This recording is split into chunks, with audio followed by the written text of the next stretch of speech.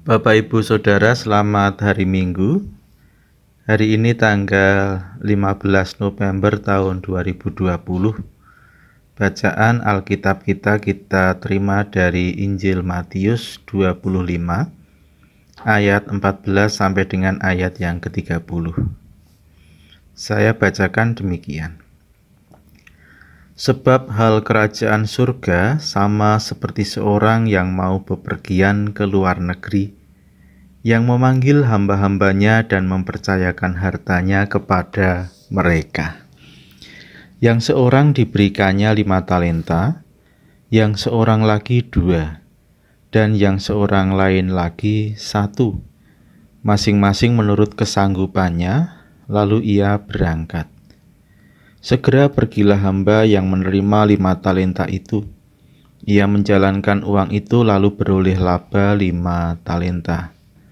Hamba yang menerima 2 talenta itu pun berbuat demikian juga dan berlaba 2 talenta.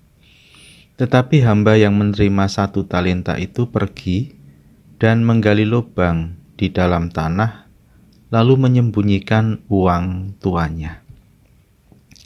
Lama sesudah itu pulanglah tuan hamba-hamba itu, lalu mengadakan perhitungan dengan mereka. Hamba yang menerima 2 talenta itu datang, dan ia membawa laba 5 talenta.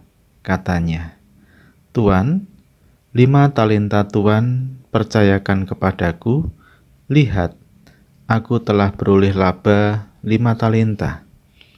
Maka kata tuannya itu kepadanya, "Baik sekali perbuatanmu itu, hai hambaku yang baik dan setia. Engkau telah setia dalam perkara kecil. Aku akan memberikan kepadamu tanggung jawab dalam perkara yang besar. Masuklah dan turutlah dalam kebahagiaan tuanmu." Lalu datanglah hamba yang menerima 2 talenta itu, katanya, "Tuan, 2 talenta Tuan percayakan kepadaku. Lihat, aku telah beroleh laba 2 talenta." Maka kata tuannya itu kepadanya, "Baik sekali perbuatanmu itu, hai hambaku yang baik dan setia. Engkau telah setia memikul tanggung jawab dalam perkara yang kecil. Aku akan memberikan kepadamu tanggung jawab dalam perkara yang besar. Masuklah dan turutlah dalam kebahagiaan tuanmu." Kini datanglah juga hamba yang menerima 1 talenta itu dan berkata, "Tuan, aku tahu bahwa Tuan adalah manusia yang kejam, yang menuai di tempat di mana Tuan tidak menabur, dan yang memungut dari tempat di mana Tuan tidak menanam. Karena itu aku takut dan pergi menyembunyikan talenta Tuan itu di dalam tanah. Ini, terimalah kepunyaan Tuan." Maka jawab tuannya itu, "Hei kamu, hamba yang jahat dan malas, jadi kamu sudah tahu bahwa aku menuai di tempat di mana aku tidak menabur, dan memungut dari tempat di mana aku tidak menanam. Karena itu sudahlah, seharusnya uangku itu kau berikan kepada orang yang menjalankan uang, supaya sekembaliku aku menerimanya serta dengan bunganya. Sebab itu ambillah talenta itu daripadanya dan berikanlah kepada orang yang mempunyai 10 talenta itu. Karena setiap orang yang mempunyai, kepadanya akan diberi, sehingga ia berkelimpahan. Tetapi siapa yang tidak mempunyai, apapun juga yang ada padanya akan diambil daripadanya. Dan campakkanlah hamba yang tidak berguna itu ke dalam kegelapan yang paling gelap. Di sanalah akan terdapat ratap dan kertak gigi." Demikianlah sabda Tuhan. Bapak, Ibu, Saudara, hidup kita ini memang harus berguna bagi Tuhan dan juga berguna bagi orang lain. Agar hidup kita ini berguna, maka kita harus terus berakar, bertumbuh, berkembang, hingga menghasilkan buah yang baik tentunya. Untuk itu dalam segala bidang kehidupan kita ini memang terus belajar dan melatih diri agar memiliki kepandaian, keterampilan, kecakapan, agar semua itu semakin meningkatkan kita menjadi pribadi yang semakin berkualitas. Sebelum tubuh kita ini lemah dan tidak berdaya dimakan usia, sebelum pikiran kita ini pikun karena semakin tua, baiklah kita terus berusaha untuk menjadi pribadi yang semakin bertambah-tambah bijaksananya, bertambah pengalamannya, bertambah matang hingga hidup kita ini memang betul-betul berguna bagi sesama dan tentu bagi Tuhan. Tidaklah pantas kita yang masih diberikan kekuatan untuk berpikir dan bertindak, malah bermalas-malasan, tidak mau lagi mengembangkan bakat, tidak produktif walaupun masih kuat fisiknya, atau sengaja kita tidak mengembangkan kecakapan dan kemampuan diri, walaupun sebenarnya kita masih bisa melakukannya. Terpilihnya Joe Biden sebagai calon presiden Amerika Serikat jelang di usia 78 tahun, besok tanggal 20 November tahun ini memperlihatkan kepada dunia, terutama kepada para muda, untuk tidak berhenti berkarya sebelum memang tubuh ini renta dimakan usia. Di usia 78 tahun, Biden masih bersedia berkarya menjadi pemimpin negara adidaya seperti Amerika Serikat. Mungkin orang-orang seperti dia inilah yang diberikan Tuhan talenta, 100 talenta sesuai dengan kemampuannya dan kecakapannya. Yang lain diberikan, ada yang 1, 2, 5, 10 talenta, karena memang masing-masing orang memiliki kemampuan yang berbeda satu dengan yang lain. Dalam perumpamaan tentang talenta yang kita baca hari ini, masing-masing hamba diberikan talenta sesuai dengan kesanggupannya. Hal ini jelas tertulis di dalam ayat yang ke-15. Yang seorang diberinya 5 talenta, yang seorang lagi 2, dan yang seorang lain lagi 1. Masing-masing menurut kesanggupannya, lalu ia berangkat. Jadi dalam hal ini, Sang Tuan adalah pribadi pertama. Dia adalah pribadi yang baik hati, karena hamba-hambanya diberikan masing-masing sesuai dengan kesanggupannya, diberi talenta sebelum dia berangkat ke luar negeri meninggalkan mereka untuk beberapa lama. Mereka tidak minta, namun mereka diberi. Banyak orang di dunia ini yang hatinya tidak baik terhadap bawahannya, terhadap keluarga dan orang lain saja sikapnya tidak baik, terlebih kepada hamba yang memiliki kedudukan lebih rendah darinya. Jangankan diberi modal, diberi gaji sesuai dengan porsi yang seharusnya diterima pun tidak, terlebih harus diberikan modal kepada hamba-hambanya. Jadi yang pertama, Sang Tuan ini memang adalah pribadi yang baik hati.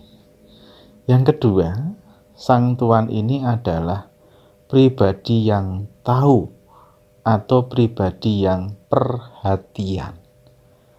Atasan atau majikan mengetahui kemampuan masing-masing hambanya. Ini adalah sesuatu yang luar biasa.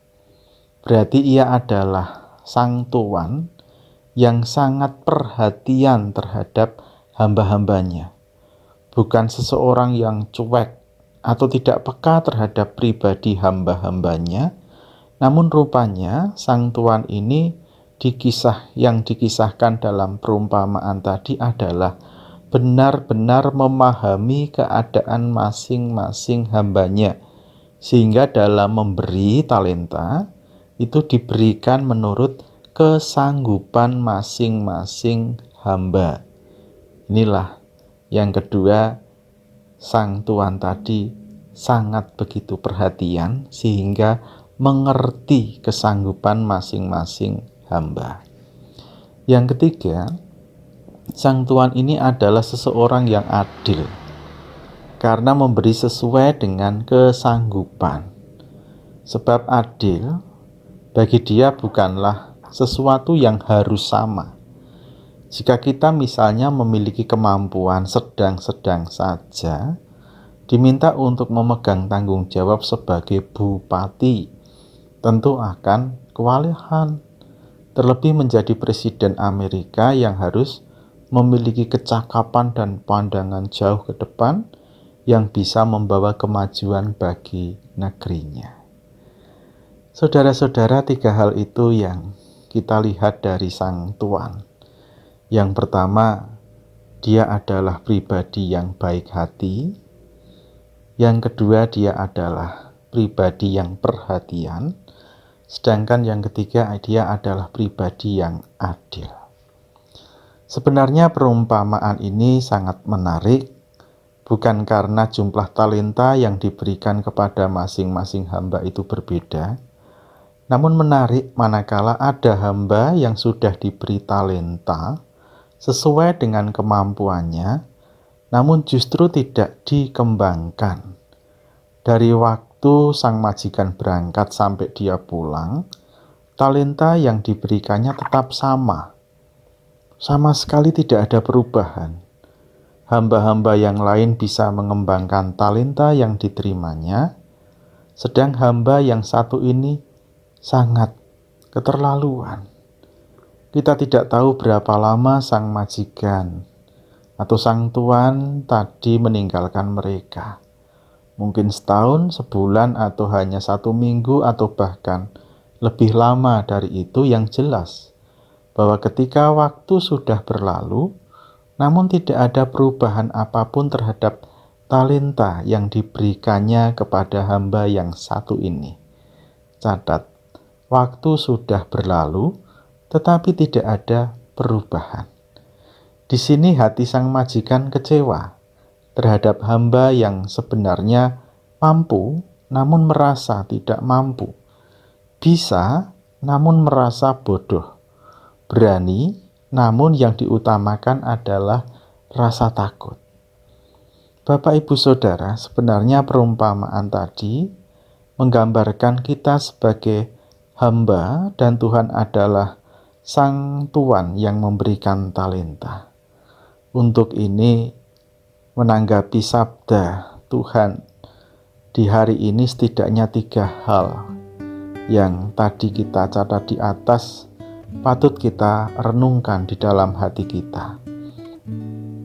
Yang pertama, kita harus berterima kasih kepada Tuhan bahwa kita tidak meminta, namun Tuhan telah memberikan kepada kita talenta. Sebenarnya talenta yang diberikan kepada kita patut kita syukuri. Orang yang bisa bersyukur adalah mereka yang bisa menyadari bahwa sebelumnya mereka tidak memiliki apa-apa, tidak memiliki nol, namun telah diberi oleh Tuhan talenta yang dipercayakan kepada kita. Itu berarti Tuhan baik hati kepada kita masing-masing yang semula tidak memiliki namun telah diberi oleh Tuhan sesuai dengan kesanggupan kita masing-masing. Yang ketiga, Tuhan dalam memberi talenta kepada kita adalah menurut kehendaknya, menurut sepengetahuan Tuhan, bukan menurut kehendak kita. Tuhan mengetahui persis keadaan dan kemampuan kita. Maka terimalah talenta seberapapun besarnya yang dipercayakan Tuhan kepada kita. terimalah dengan rasa senang karena Tuhan begitu memperhatikan kita. Walau kita kadang tidak memperhatikan Tuhan, namun Tuhan tahu sedalam-dalamnya kemampuan kita. Sedangkan yang ketiga, Tuhan itu adil. Dia memberi sesuai dengan kemampuan kita.